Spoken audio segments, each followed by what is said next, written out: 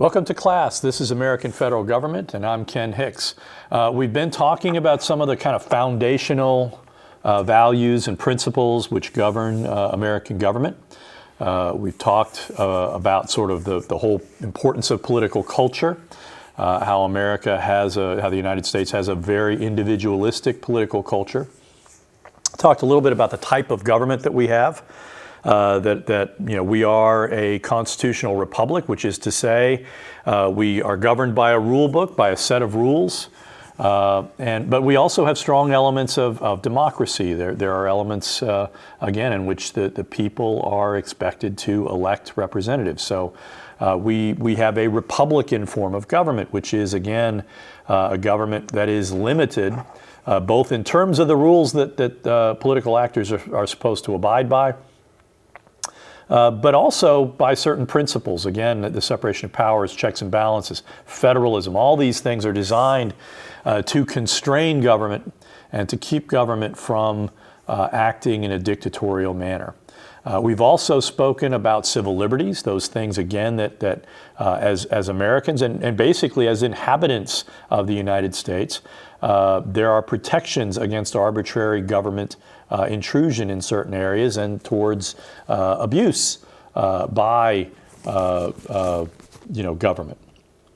And then we talked about civil rights, which is the flip side of civil liberties. It reflects this idea that there has to be a remedy when government does step over the line, when pre-existing biases cause people to be treated in what, in retrospect, we would judge to be an irresponsible way.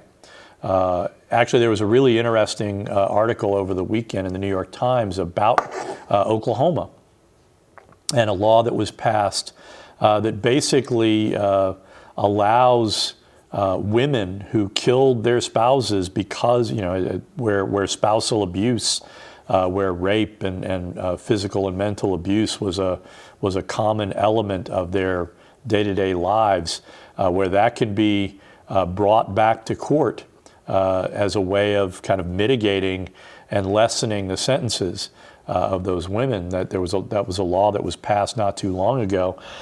Regretfully, that law hasn't been used very effectively, and there are still lots and lots of Oklahoma women who are sitting in jails because they, snapped and killed an abusive, spouse.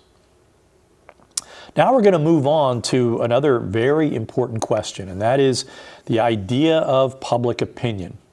If we are going to claim any kind of status of being democratic, and some people, contest that and tend to emphasize the republican nature of our government, but nevertheless, we have evolved and included a lot more elements of democratic decision-making in our governing process.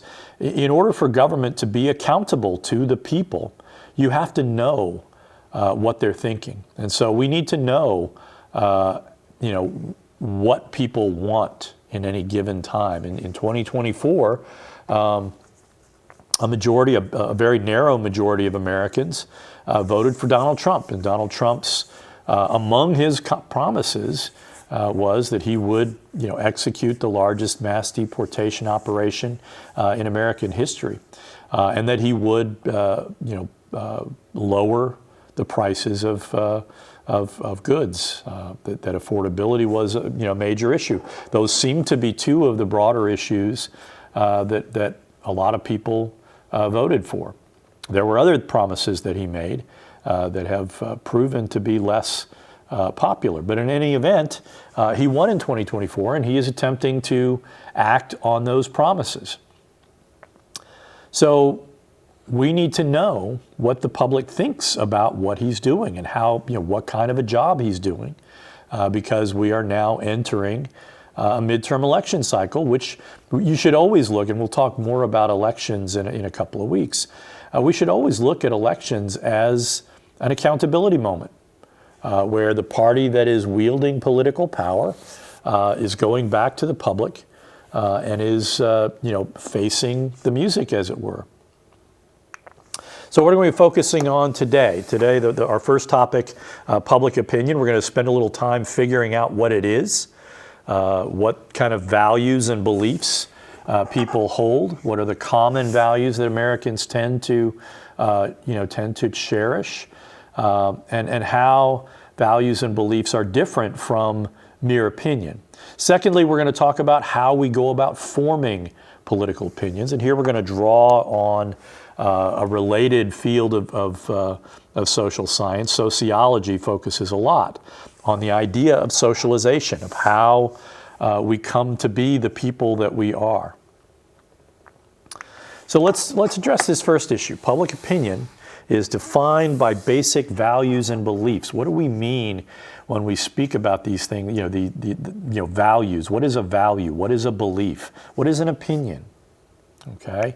So defining public opinion, most social scientists agree that public opinion are the collective attitudes or opinions people have regarding policy issues, political events, and elected officials. And there are a lot of dimensions to public opinion, right? You may say, I support Donald Trump, but I don't agree with him, some of the things he's doing with the Department of Justice, going after political rivals and things like that. So you may give Donald Trump high marks because you like Donald Trump and want him to succeed, but you may not give him high marks on that particular issue in terms of his performance. Democratic governments need to be responsive to the will of the people. But what's the problem here? Part of the problem is that Americans are polarized, that there's not a lot of middle ground on many issues, that there are a lot of 50-50 issues, but the problem is that each side is intensely, passionately devoted to their cause, and so that creates a lot of zero-sum politics. And so there are inherent difficulties in accurately understanding what the public is thinking at any particular point in time. It may be that a large majority of people don't really think that much about an issue, but nevertheless kind of vaguely support it. And so you would see, well, that's a 70-30 issue. But that 30% may be prepared to kill and die over that issue. And so that's one of the things that public opinion surveys really don't necessarily get at, is that intensity of feeling. So what's the difference between a value and an attitude? Public opinion, again, refers to these collective attitudes, opinions on issues, events, and officials. Values reflect a person's basic political orientation, including their guiding principles, right? That you believe in capitalism, you believe in personal liberty, or you believe in equality, you believe in, equity of outcomes where salaries are not so vastly divided. Attitudes are often first blush reactions to specific incidents. So where values are often resistant to revision because they lie at the core of our own sense of identity, attitudes are oftentimes more malleable. They're more subject to change. The more we learn about an issue, the less, the more likely we are to kind of have evolutions in terms of our viewpoint. When I was a younger man, I was strongly in support of the death penalty.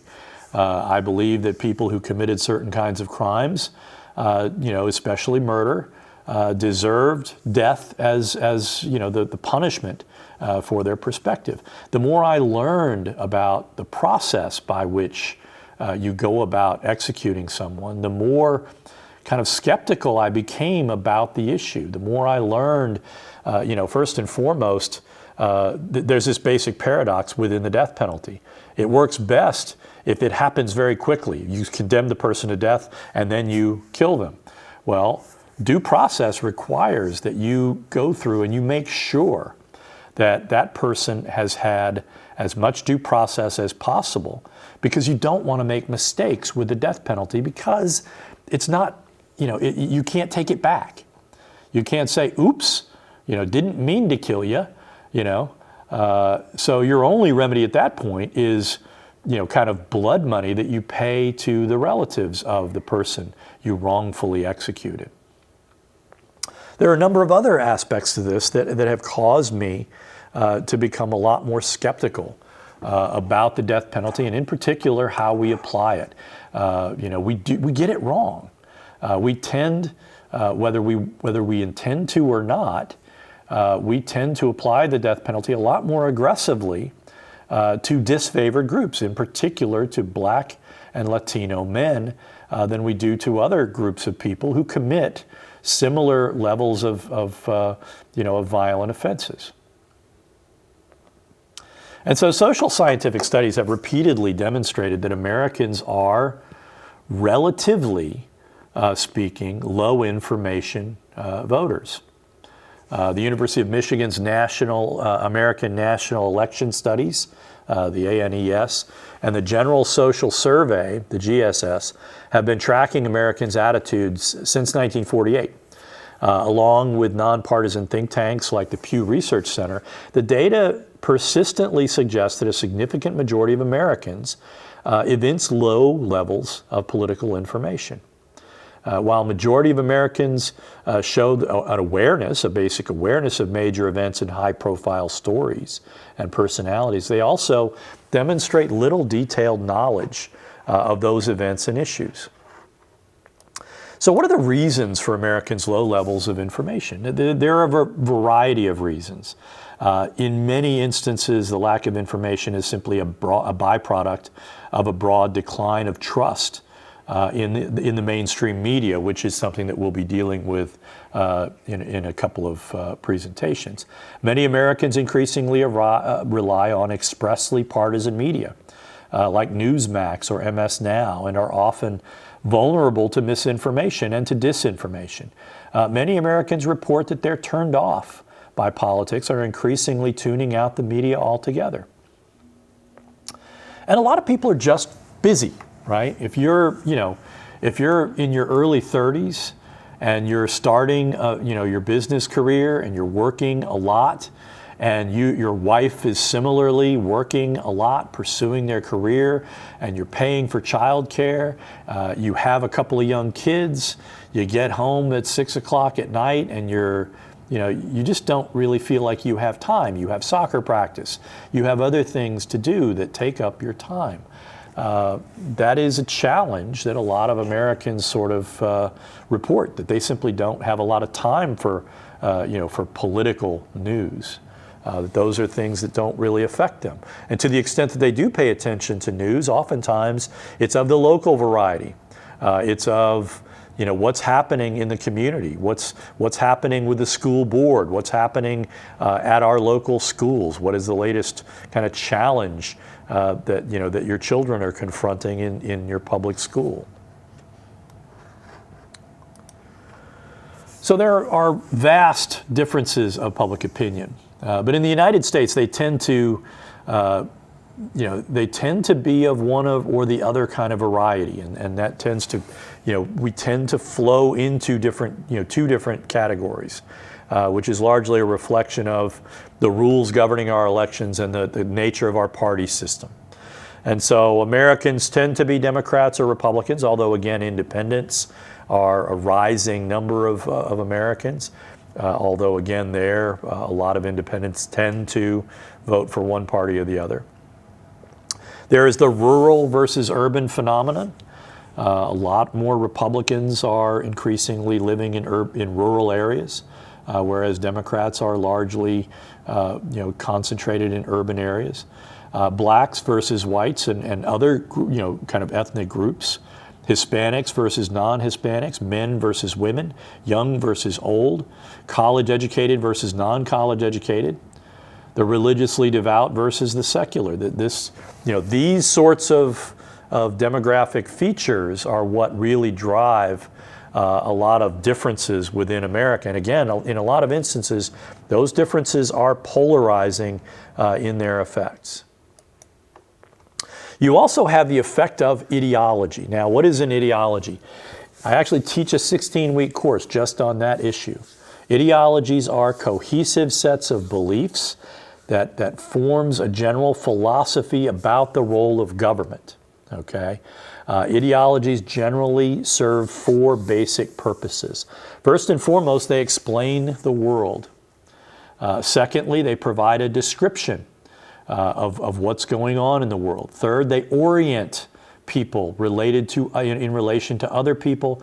And finally, they provide a mode of action. If you look at the slide, you can see there's sort of two dimensions, right? Left versus right. That basically reflects economic preferences.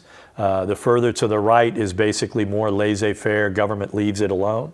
The far left is more willing to allow governmental intervention to try and improve people's conditions. The up-down scale is authoritarian versus libertarian. Authoritarianism basically is, again, the extent to which people accept that government has a significant role to play and are prepared to follow along with what what governmental actors want you to do. At the bottom end of the scale is basically sort of an almost anarchistic measure, which is basically saying, I don't want government doing anything in my life. And so when you look at those basic kind of orientations, on the left you've got, to the center and the left, you've got liberals and social democrats. On the far right you have conservatives of a variety of sorts. At the upper end of the scale, you've got, again, the willingness of people to centralize power in the form of government. And then, at the bottom end of the scale, you've got people who are highly skeptical of governmental exertions of power. So in America, the political values of liberty, equality, and the emphasis on justice tend to be kind of consensus issues. Everyone tends to agree that we want to maximize individual liberty. And that's oftentimes captured in a philosophical phrase that we call autonomy. The idea that you should have the right to form and to pursue and to revise your own life narrative, right? Both my parents were in the military. Both my parents were medical. They were both nurse anesthetists. There was no pressure that my parents put on me to go into the medical profession. My mom, for whatever reason, was convinced I was going to be an Episcopal minister. I shamed her in that regard, but nevertheless, I went on and earned a PhD. Most Americans believe that that's your right. Not all Americans value personal autonomy. Now, a lot of Americans like being told what to do. The idea of equality, likewise, as we mentioned in earlier presentations, there is a difference between equality of opportunity and believing and saying, I believe in a level playing field, I believe the rules should be applied to everyone equally, versus equality of outcomes, which is to say, the government is going to use the tax system to ensure that the very wealthy don't become so wealthy that they can abuse other people. Most Americans are more on the equality of opportunity side. And, to the extent that you see social democrats like Bernie Sanders and Alexandria Ocasio-Cortez, they're more on the social democratic side. The idea, again, of justice, and that is, again, is this conviction that we should be governed by the rule of law, and that the rules should apply to everyone in an equitable way. Large percentages of Americans strongly support freedom of expression and equality of opportunity. Oftentimes, the support for democracy tends to be strong, but more on the theoretical side. When you look at how people measure certain kinds of things, their beliefs in democracy are oftentimes more tenuous than we would like to believe. And for the most part, Americans' support for egalitarian values tends to be somewhat provisional. All too often, Americans kind of believe that people make choices, and that's what caused them to suffer from economic deprivation. But in a lot of instances, Americans aren't given many choices.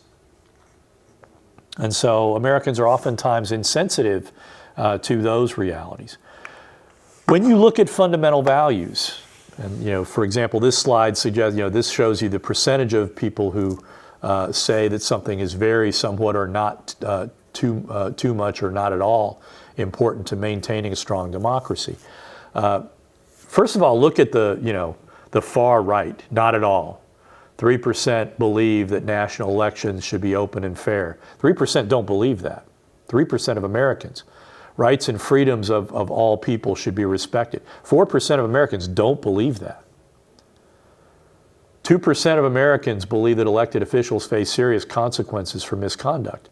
When you look at that far right scale, what you're looking at are basically, and it's a fairly durable feature of most societies where you conduct routine public opinion surveys.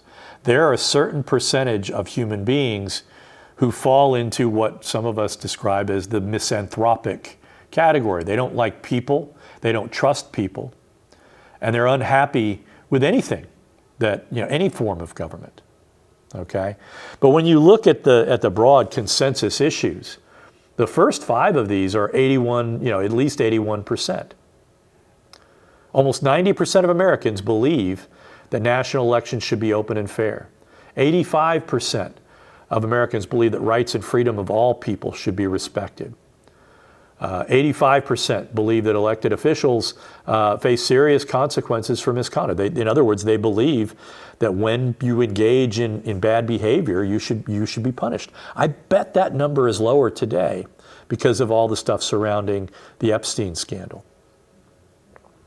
83% believe that judges are not influenced by political parties or elected officials. 81% believe that everyone has equal opportunity to succeed. That last one, 75% believe that there is a balance of power exists between governmental branches, President, Congress, and the courts. These are, issues that again, that's a consensus, right? If you've got 75% or more people who agree with those propositions, those are values or are indicative of certain preferences that are almost universal. If you look at the slide below, the percentage who agree or disagree with the following statements. Lobbyists have more influence over governmental policy than all American voters combined. 47%, a plurality of Americans believe that. That's suggestive of something problematical, which is that there are a lot of Americans who believe that people with money have more influence over government. 43% strongly agree, that American political extremism is a bigger threat to America's future than international terrorism. That's a plurality. When you add the somewhat agree, that's 68%. 68% of Americans are worried that internal threats are a more consequential threat to democracy than anything external that we're confronting. When you look at this third, the process of counting ballots for American elections is trustworthy. Again, that's a pretty strong plurality, majority of people. 19% somewhat agree, 41% strongly agree. That's, again, 60% of Americans believe in it. And yet, there has been a steady campaign of questioning how elections are conducted. And that is reflective of the polarization within our politics and the willingness on the part of some to manipulate the basic processes of our government in order to ensure that they remain in power. That's a concern. Back to political ideology. American constitutionalism has contributed to kind of these dueling ideologies. Liberalism is an often misunderstood theory with multiple meanings, okay? First of all, liberalism emerged as a philosophical movement focused on the legal status of individuals. So the emergence of liberalism during the early modern era was basically an ideological defense of free market capitalism. And over the course of the 19th century, there was a division within liberalism between classical welfare or classical liberalism that says basically just keep the government out of economic relationships as much as possible, versus welfare versions of liberalism that says we need to intervene sometimes to avoid capitalism destroying people and communities.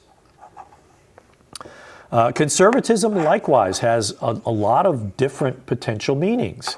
American conservatives fall into several distinctive camps. Traditional conservatives believe in the importance of preserving institutions, customs, and social hierarchies, and are wary of rapid change. Many conservatives are actually classical liberals who generally prefer less government, lower taxes, and maximum personal liberty. Others are religious conservatives who believe that the United States is a Christian nation and the government, media, and educational institutions should adhere to biblical teachings. The general ideological thrust within American politics is that liberals and conservatives tend to dominate the two political parties. The Democratic Party is a liberal to moderate party. The Republican Party is a conservative to moderate party. There are other interpretations, other ideological positions within the American political spectrum, although again the dominant ones tend to be liberalism and conservatism. Libertarians are oftentimes aligned with Republicans and conservatives in generally prioritizing personal autonomy and volunteerism as it relates to collective action. So I have made the argument at various points that libertarians are really anarchists, that they are opposed to most forms of governmental action. And that just, to me, is not a sustainable perspective, which is why the number of libertarians has always been somewhat limited. Democratic socialists, on the other hand, again, democratic socialism is very strong in Europe, in Western European societies, and especially Northern European societies, the Scandinavian countries of Denmark, Norway, Sweden, and Finland. Social Democrats tend to stress the use of government to achieve greater levels of equality. They generally favor higher rates of taxation. Social democratic countries, if you listen to Bernie Sanders, he is basically articulating what an American version of social democracy would look like. Free college education, free Medicare, but very high rates of taxation to pay for those things. There is innately a sense, and it's oftentimes leveled as a criticism against social democracy, that there is a paternalism innate to social democratic viewpoints, the sense in which the state acts as the nanny state, if you will, and provides things like 7 weeks of paid vacation, parental care, parental leave for after children are born. Again, free education. These are things that a lot of Americans innately recoil against.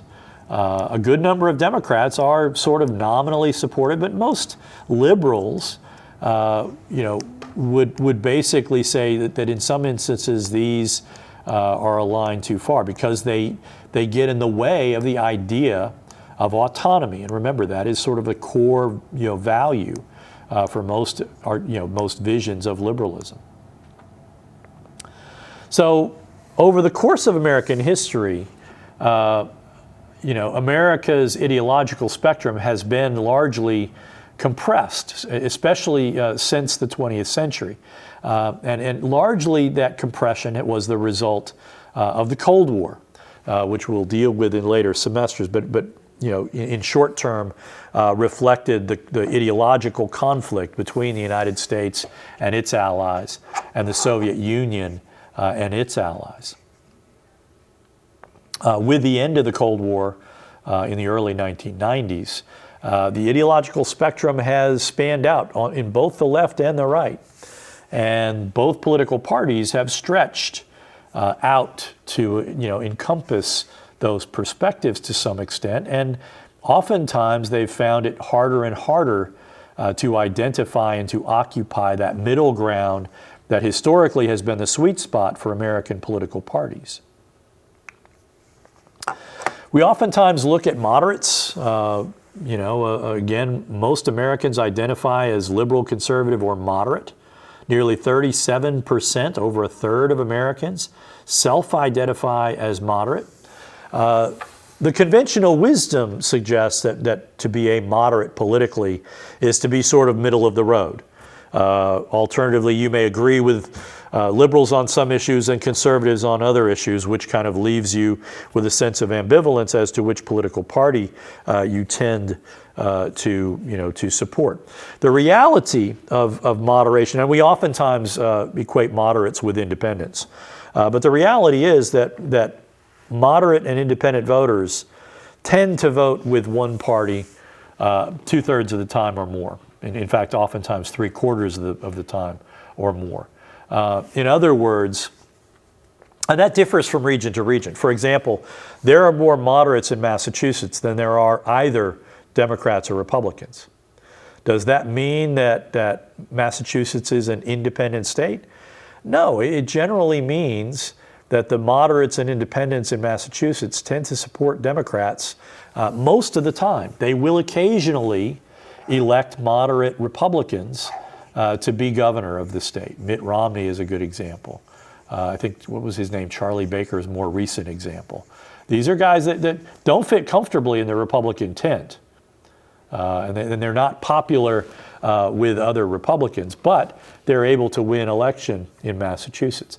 The opposite is the case here in Oklahoma and most Midwestern states and most Southwestern states. Most folks that identify as independent will vote Republican in elections.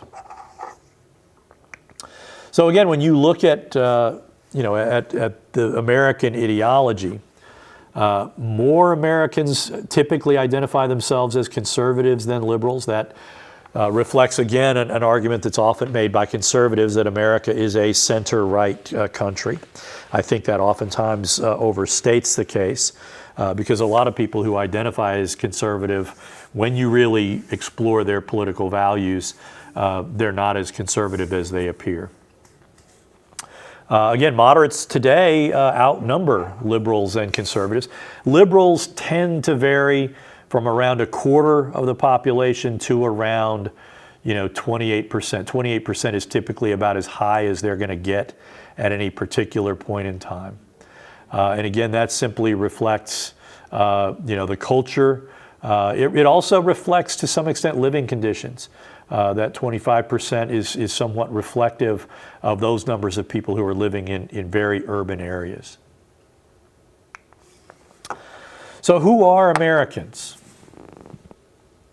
Who are conservatives? Who are liberals? Again, when you look at this slide, it really kind of breaks down by gender. Who tends to be, who tends to fall on the liberal side, who tends to fall on the more conservative side. Regarding gender, men tend to be slightly less likely to identify themselves as very liberal, slightly less likely to identify themselves as liberal, slightly more likely to identify as very conservative or conservative. By race and ethnicity, again, it's interesting. Blacks, there's a pretty large percentage that consider themselves to be conservative. That also reflects the extent to which the black community are also quite religious. But being religious doesn't necessarily equate to political conservatism. So they are oftentimes socially quite conservative, but politically continue to support Democrats.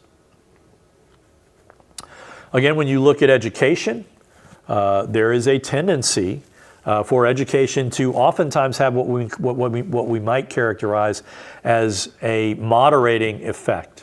Okay, what that generally means is kids that go into the educational system as very liberal tend to be a little bit less liberal over time, and people that come in very conservative tend to be a little bit less conservative over time. It does not reliably mean that conservatives come out liberal and that liberals come out socialist. the all too common smear of certain quarters of conservatives, of neoconservatives and certain social conservatives, is that public education is basically nothing more than indoctrination. Well, first of all, let's make a distinction between education and indoctrination. Can you tell the difference? Can the audience, if I give you a second, really tell what the difference is between education and indoctrination? It is different, and I can tell you what it is, and that is that authority is being placed on teaching a particular orthodoxy. Now, it is the case that in some disciplines there are more liberals than there are conservatives. But it's not the case that all college professors are liberal. If you go to our College of Professional Studies, you'll find that many of the folks that are teaching the business classes are registered Republicans. And that's the case in a lot of college campuses. There are certain disciplines that are, on average, more liberal. But in my department, my historians tend to be on the more conservative side. My political scientists tend to be a little bit on the more liberal side.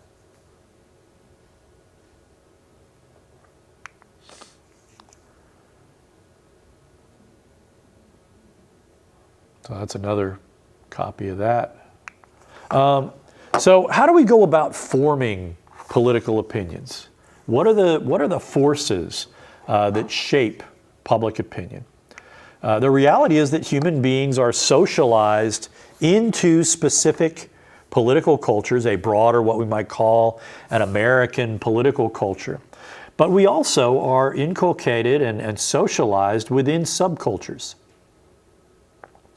The process of learning underlying beliefs and values on which a political system is based is called political socialization. And it's very important to recognize those agents of socialization, of family, of school, of church, of friends, of just a variety of factors.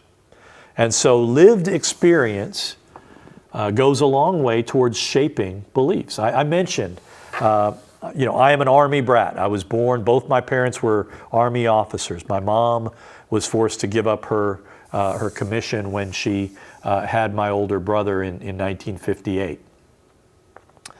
Both my parents were medical. I was raised on military bases, born in Fort Benning, Georgia. Then we moved to Germany. I think I was 3 or 4 years old.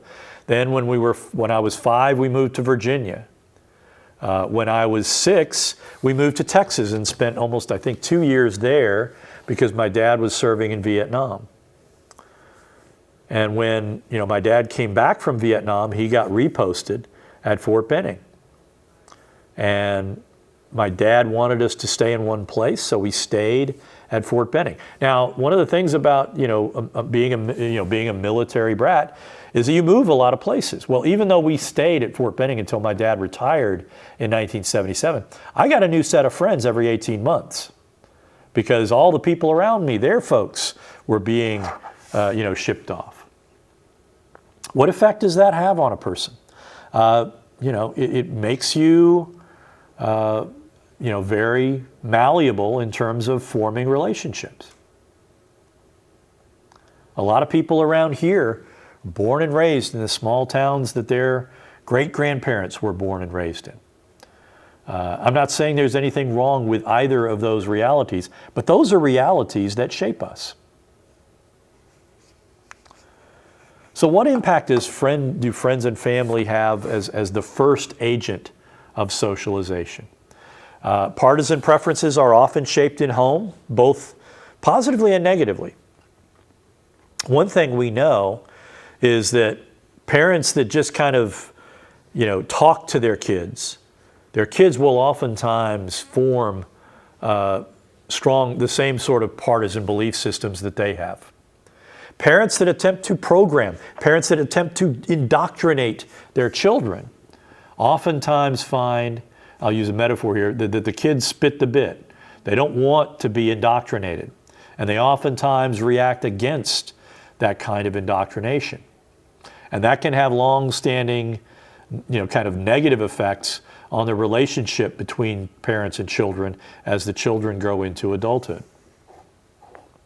So programming children rarely works, and it oftentimes backfires. And it happens on both sides. I mean, obviously, it's more common here in Oklahoma for parents to try and compel their children to become religious conservatives. That oftentimes can have strong psychological effects on the children. Children raised in mixed partisan households oftentimes exhibit increased political tolerance.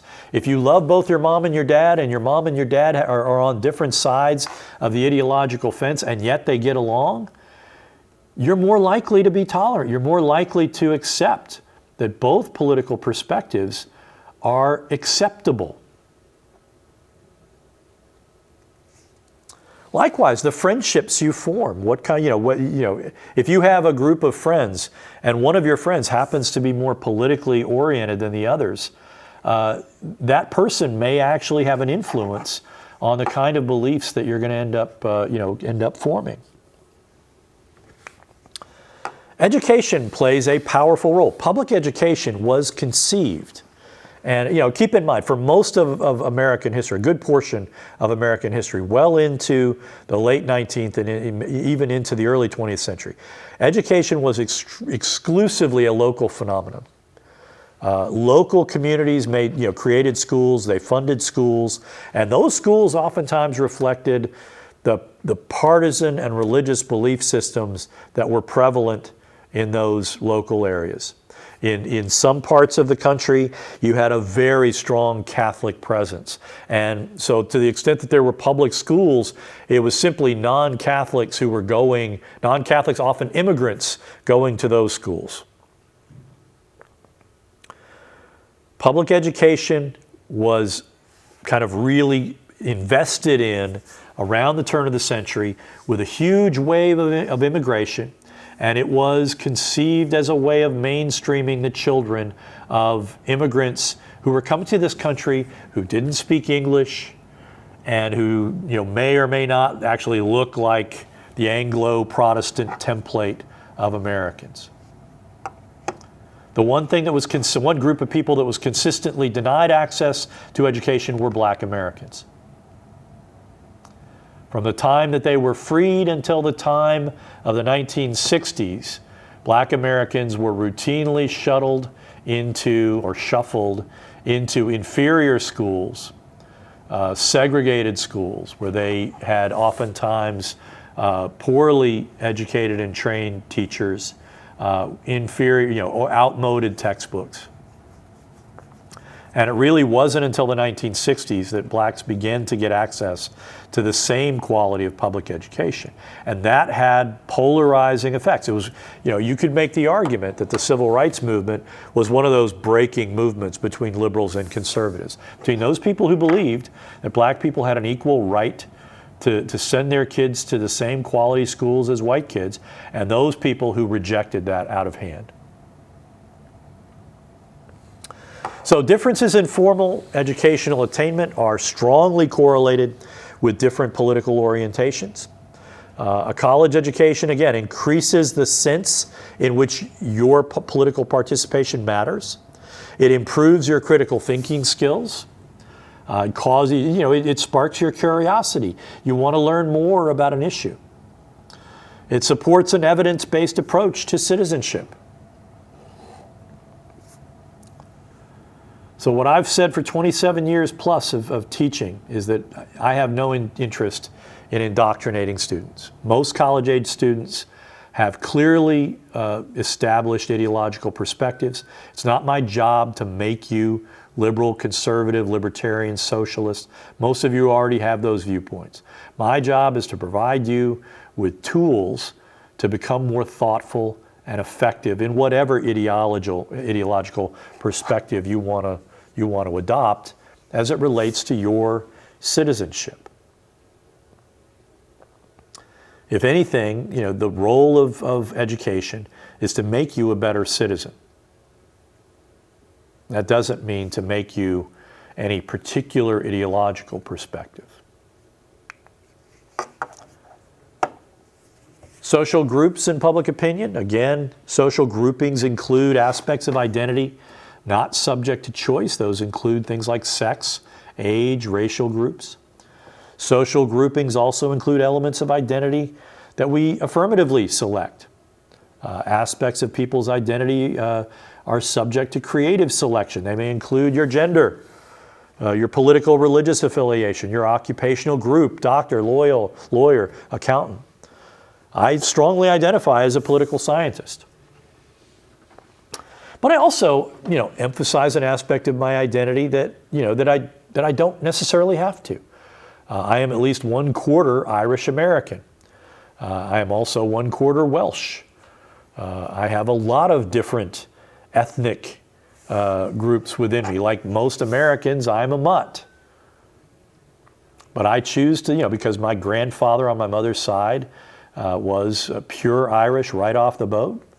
I tend to think of myself more as an Irish American than as than anything else. Race plays an important role in political orientation. The one thing that we can say consistently is that blacks have a more communitarian approach to politics than many other groups. When you compare, black Americans to Hispanic Americans, the first challenge for Hispanics is that while the majority of them are Mexican Americans, they're still not a monolith. There's a large number of Cuban Americans, Venezuelan Americans, Colombians, Costa Ricans, Puerto Ricans. There are lots of different other kind of national groups that create these little dividing lines within the broadly speaking Hispanic community. Blacks have a shared sense in which they have a linked fate because the power of government has consistently been employed against them.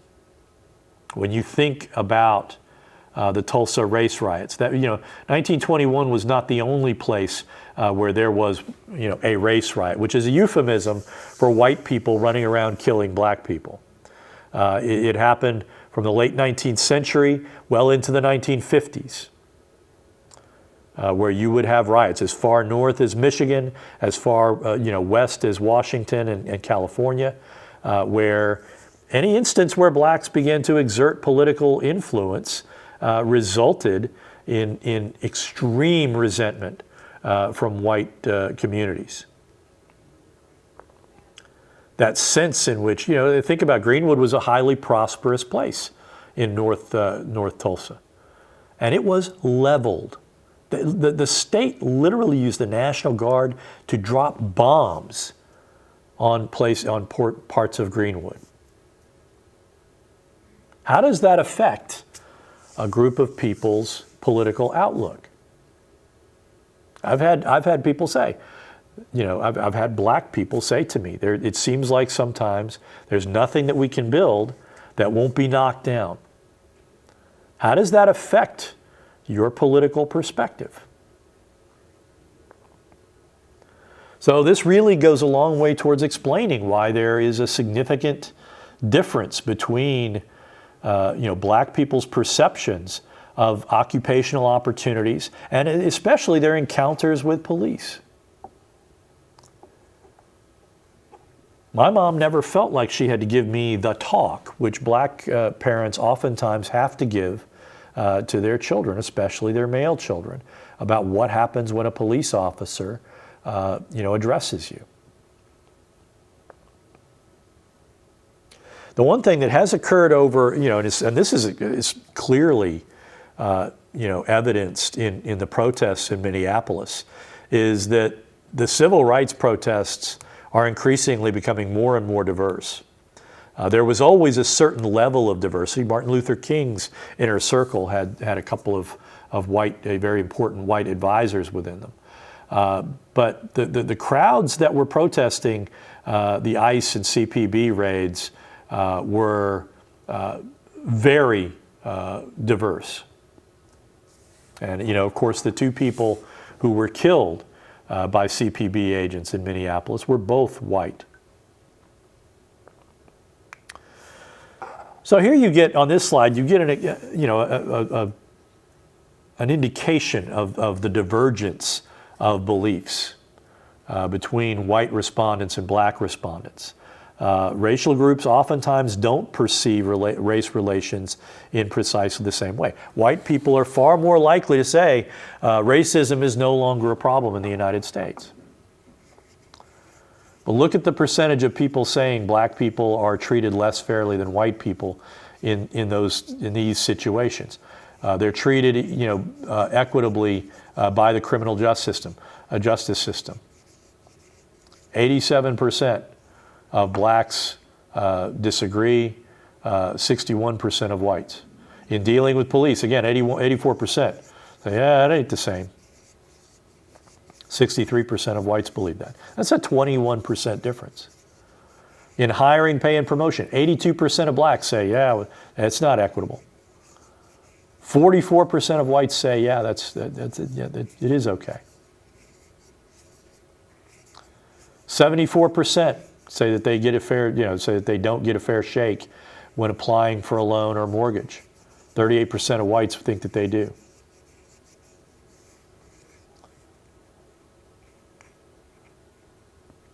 In stores and restaurants, 70% of blacks think that they're frequently treated less fairly.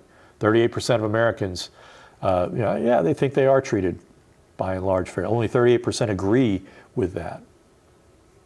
So again, when you look at each of those measures, you see a significantly lower percentage of whites who are aware, and you talk about this idea of wokeness, who are aware that black people are still subjected to differential treatment.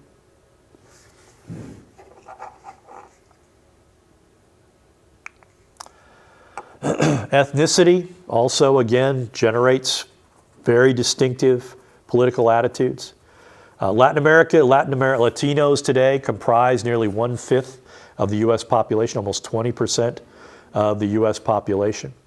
Again, as I noted, there are complexities within the Latino racial composition. There are some Latinos who are white, and there are some Latinos who are effectively black. Latino voting preferences vary widely. People from Mexico and Puerto Rico are far more likely to support Democrats, while Cuban and Venezuelan Americans tend to support Republicans.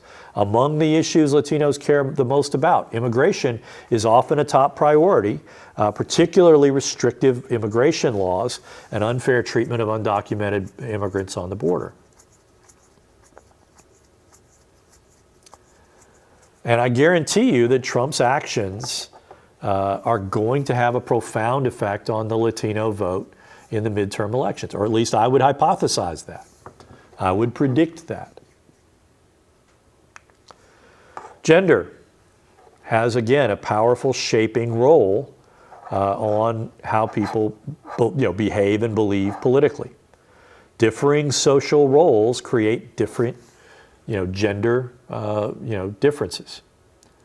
Women are far more likely to oppose military interventions than men. They're far more likely to favor gun control measures and social welfare programs. They're far more likely to be supportive of education, of public education. These gender differences result in what social scientists routinely describe as the gender gap, right? And that again reflects the sense in which women tend to vote for Democratic candidates at a higher rate than men in most instances. I would note that the differences with the gender gap tend to be less noticeable in presidential elections. The gender gap tends to be very consequential for Democratic candidates when they're men.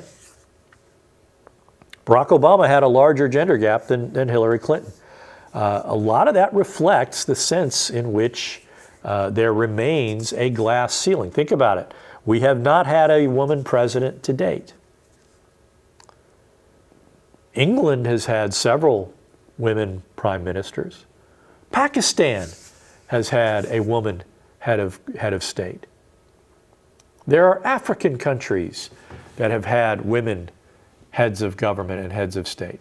What reflects the fact that, that America has yet to elect a woman president, while countries that we consider to be dramatically less politically advanced have?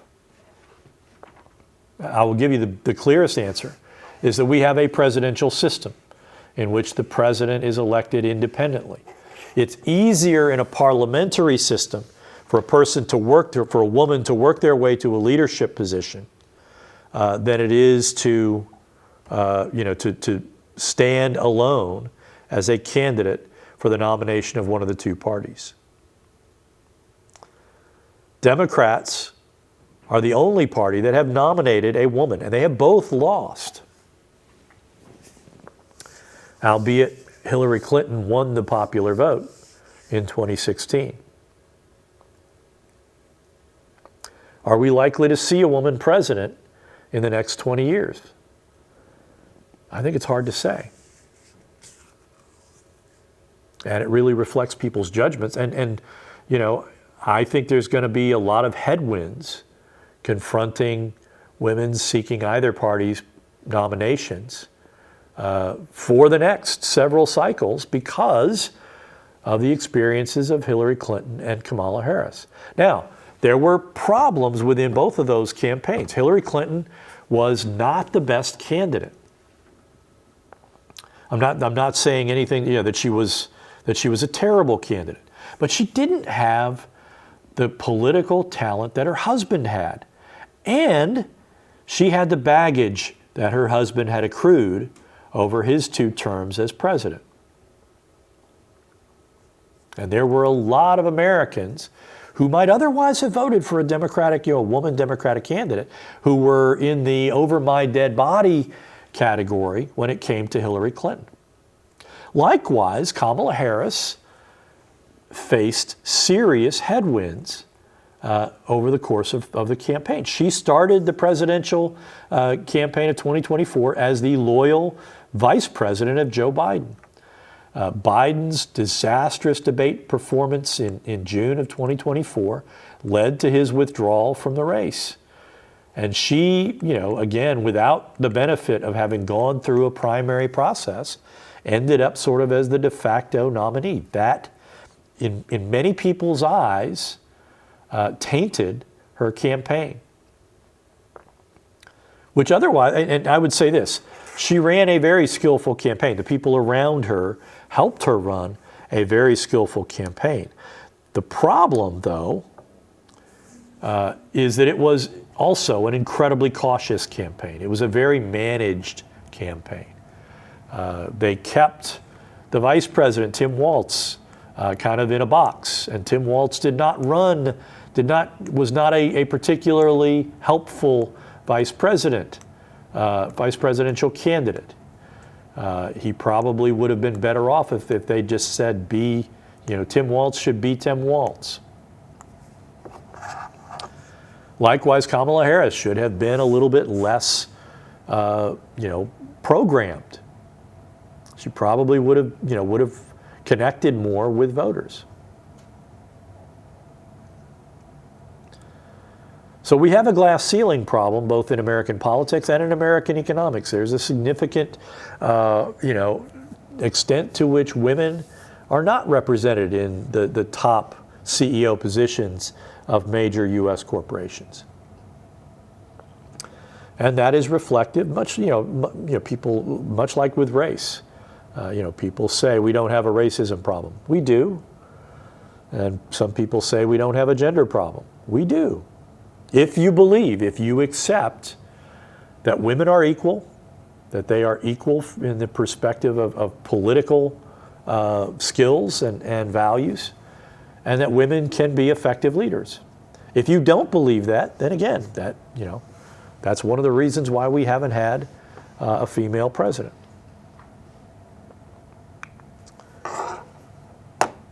Religion is a very important factor in the formation of public opinion. America is a nation created out of religious diversity. The First Amendment's Establishment Clause reflected the reality that the political elites of the founding generation did not believe that religion could be used as a unifying factor. And so they attempted to wall off religion from the political process. Today, nearly 1/3 of Americans identify as secular, which is to say they run the gamut from saying I am spiritual but I don't attend a organized church to I don't believe in God. Anywhere from that sort of range of opinions.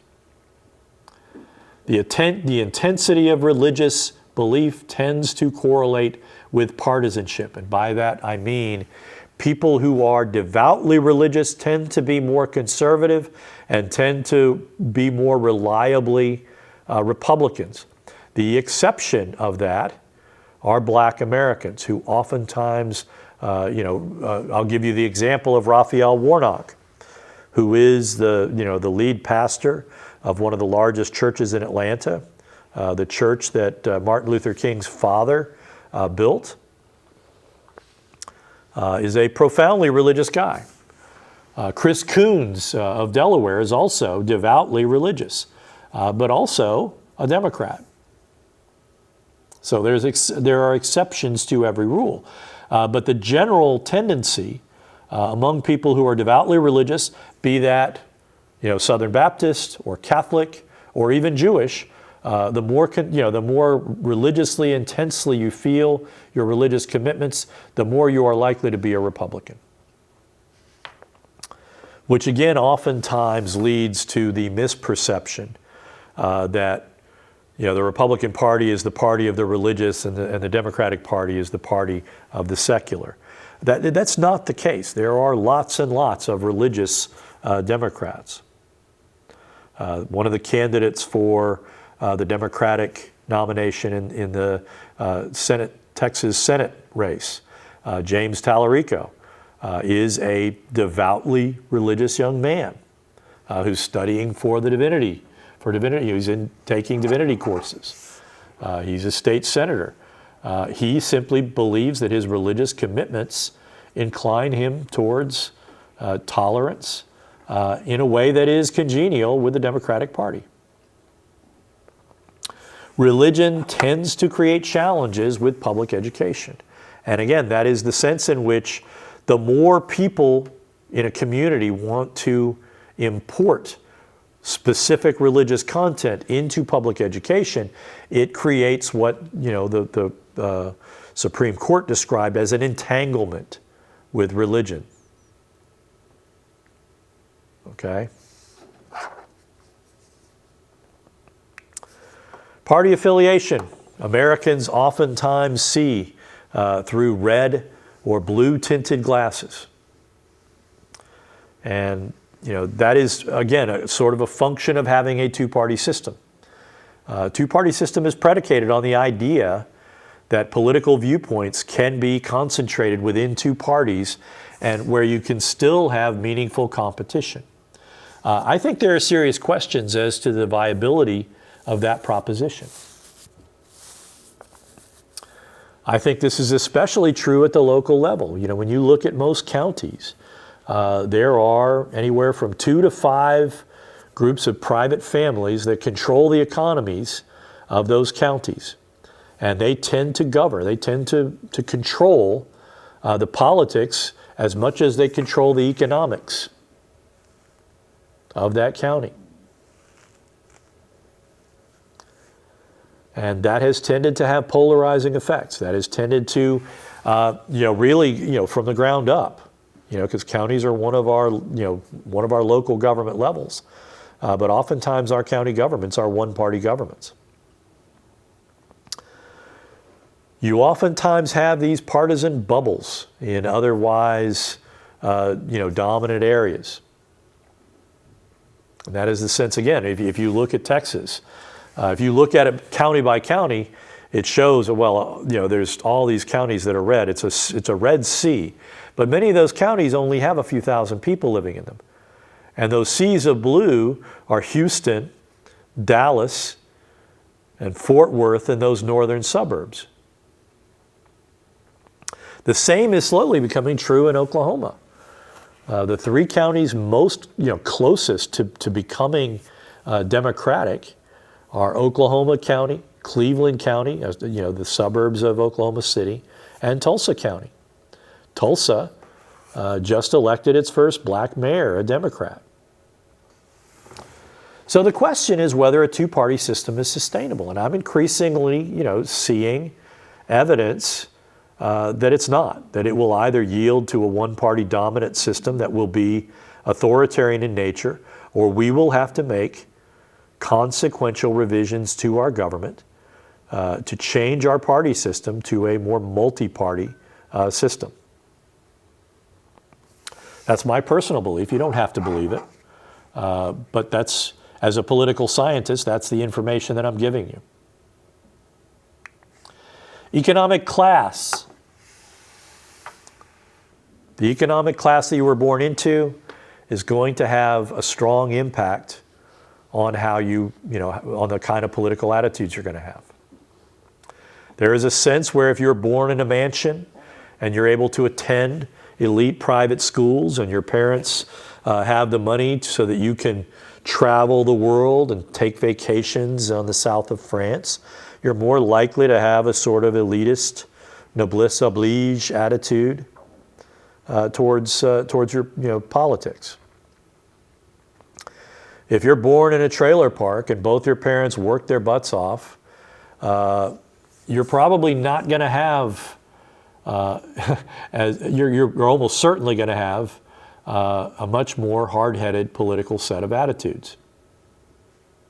And you may be more likely to be apathetic and to think that the political system is designed to step on you. Americans widely agree that income inequality is a problem. But there are huge disagreements about what to do about inequality. Obviously, liberals have a very simple answer. Steeply progressive taxes on the very wealthy and the use of that money to strengthen the healthcare system and our educational system. Most people on the left believe that education has a powerful uplifting effect. I was watching a YouTube video, it was a TED Talk from a guy in Finland, and the guy was asked, what do you do about your dropout problem? The guy said, we don't have a dropout problem. We don't allow that. When we see people struggling, we help them. And again, everybody talks about Finland being one of the best educational systems in the world. Finland is also a tiny country with about 10 million people, which is smaller than the greater Los Angeles area. So, distributed over an area, I can't remember how big Finland is, but it's not that big. So, again, that reflects an important kind of factor in American politics and how we view politics. Wealth and the lack of it clearly influences people. People with more money are far more likely to think that taxation should be less progressive. People that don't have a lot of money are far more likely to support progressive taxation and taxing the wealthier at higher rates. They're far more likely to support Zoran Mondami's efforts in New York City to raise more money to strengthen the support system within New York City. Finally, region. The region that you're born into is going to affect how you approach politics. And if you look at this map, it shows you kind of the intensity and just the distinctions between political regions. The Deep South is one of the most conservative regions, but it also has a very large black population running through it. Lower Appalachia, the Upper South, the Ozarks, the Southern Plains tend to, again, be conservative ideologically and socially. The Upper Midwest tend to be comprised, largely of Germans and Scandinavians who accept a greater role for people in government. The Central Valley is oftentimes comprised of people from Oklahoma and other Midwestern areas that fled to California during the Dust Bowl. That part of California tends to be more conservative. The coasts, both the the western coast and the eastern coast, tend to be heavily urbanized, and large urban populations are more likely to accept the reality that they need more government. So all of these are distinctive cultures, and all of these reflect different sets of political and ideological commitments. All right, that's enough for today. When we come back, we will continue our discussion of public opinion. I will see you next time.